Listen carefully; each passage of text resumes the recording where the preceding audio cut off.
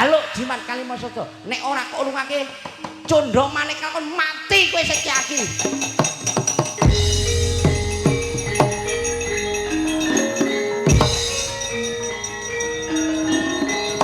Ayo Condro Manik lakon barat yasmu.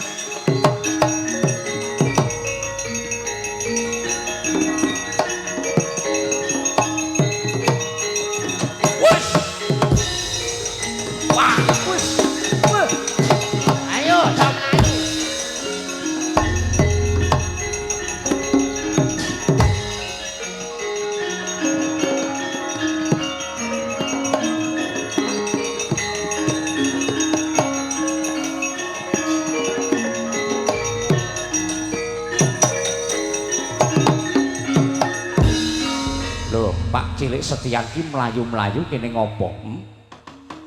Melayu-melayu kene ngopo? Aduh angger Antasena. Nek bab perkara aku tanding karo Kurawa Ngastina, aku ora wedi. Ning saiki aku wedi. Arepa kae mungsuhku, aku sok sia-sia karo Penemban Durna. Ning aku ora wani. Oh, dadi kowe ora wani karo Penemban Durna. Wengi iki aku ora wani. Oh iya pancen lagi ngerol banget kae Durna. Paman Setyaki, apa angger Antasena? Ayo semingkir. Ketoke kok nyala wadi banget kae.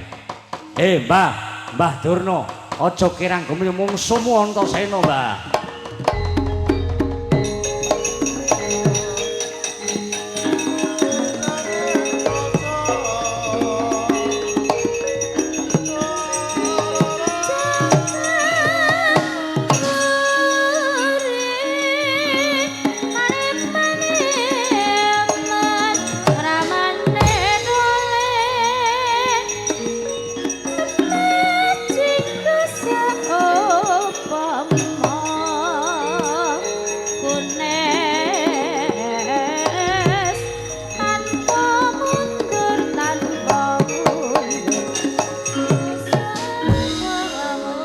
Antasena gerah uripaning jagat mati sadurunging perang Baratayuda, mati sadurunging perang Baratayuda kelawan Raden Wisanggeni. Oh iya pancen iya petek-petrek kaya swara jaran Mbah Durna. Nggawa pusaka mongko pusakane ngedabe-dabe, murup kaya geni, mendir-mendir kaya godhong pari ya. Nenek tak bacut-bacutke iki ora ana paedahe, ora ana gunane. Coba aku tak nyuwun marang daya panguwasaning Bathara. Karepen Kurawa Ngastina padha bali aja gawe rusuh, aja gawe ribet ana negara Ngamarta. Sing tanggung jawab ki Antasena. Mangkono Raden Antasena sedakep astane ning kemake netrane. Nyuwun marang asane Dat Kang Murbeng Dat. Meminta marang asane Gusti Kang Maha Kuwasa. Nekuk lidah kapatelaken wonten cekaking aksara alit a i u bebasan aku iki urip pribadi. Musuh sepek-epek medal kukus danguning dangu khusus babar dadi geni sakonang rong konang telung konang babar dadi kaya bediang. Nganti sak lumbung Bandung gedene nerajang Penemban Durna lan para Kurawa rebut dunjung bosah baseh kaya babatan pace padha mlayu anggendring.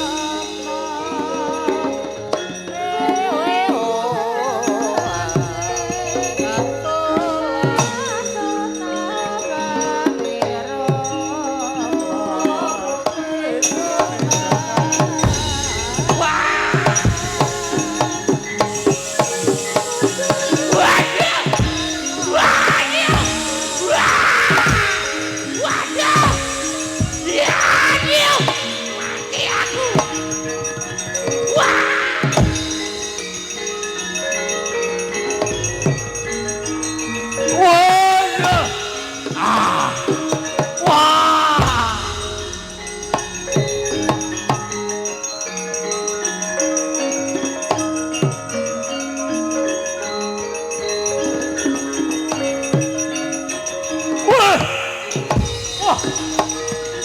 Wah. Wah.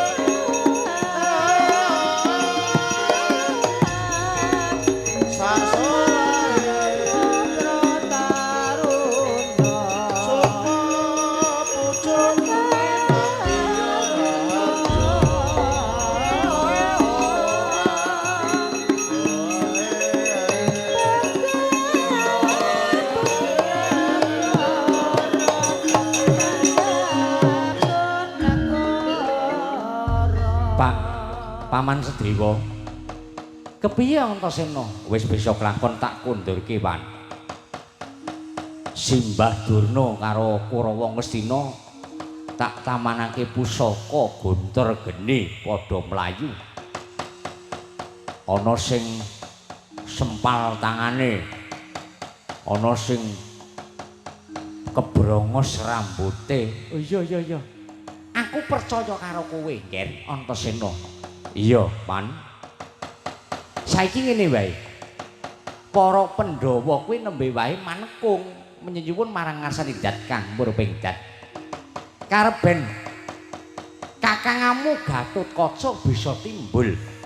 Kakangamu Gatotkaca bisa bali meneh menang kasatriyang Pringgondani. Iya, Man, Paman Sedewa iya. Mongko Koko Prabu Ndarawanti, Koko Prabu Sri Bathara Kresna karo Kang Mas Janaka. Kuwi bakal nganglang jagat, kuwi njaga tepis wiring negara Ngamarta. Aja nganti ana dom sumuruping banyu sing bakal nggiri godha, sing bakal gawe dredah ana bumi negara Ngamarta. Iya, Man. Aja kuwatir Pak Cilik Sedewa. Mengko aku sing tanggung jawab. Iya. Sowang-sowangan Nger, ngati-ati padha dene nyambut gawe. Yo, Pak Cilik Sedewa.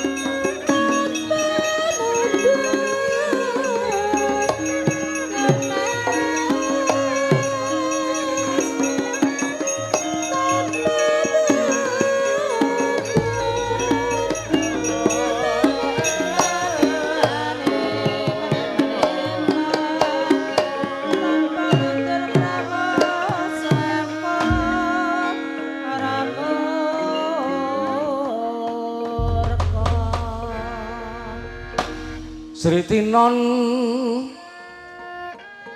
langning pamyat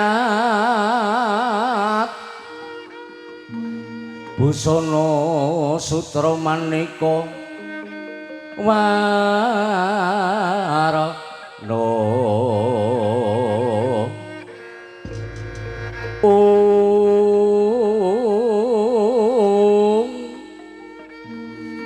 rengging manik kencana retna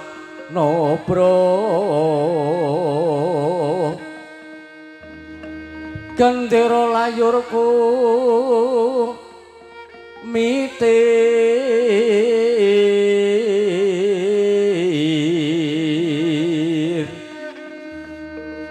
sindrang pandra simaruta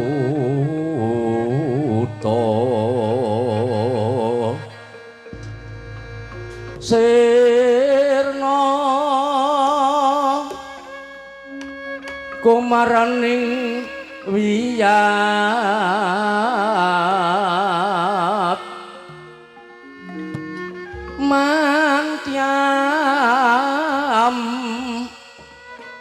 mantyam kumlebeting duaja puspita panjraing bumi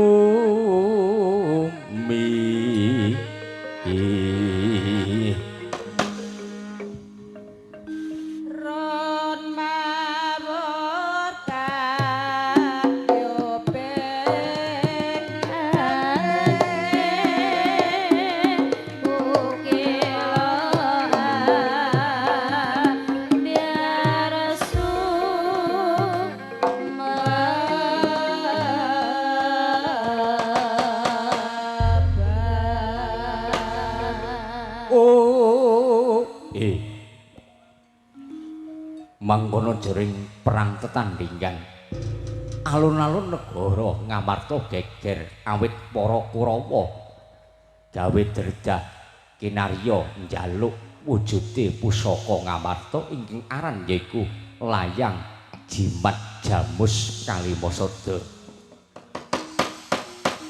sambung dongeng tunggal critane kaya winalik ing swasana sambung dongeng tunggal ceritane kaya winali ing swasana mapan jroning Kadipaten Ngawangga mapan jroning Kadipaten Ngawangga lenggahé Sang Dipati Arya Basukarna dipun adhep ingkang garwa Nini Ayu Dewi Surtikanti miwah keng putra angkat nenggih Raden Ari Bawana nenggih Raden Ari Bawana kaya gonjang swarane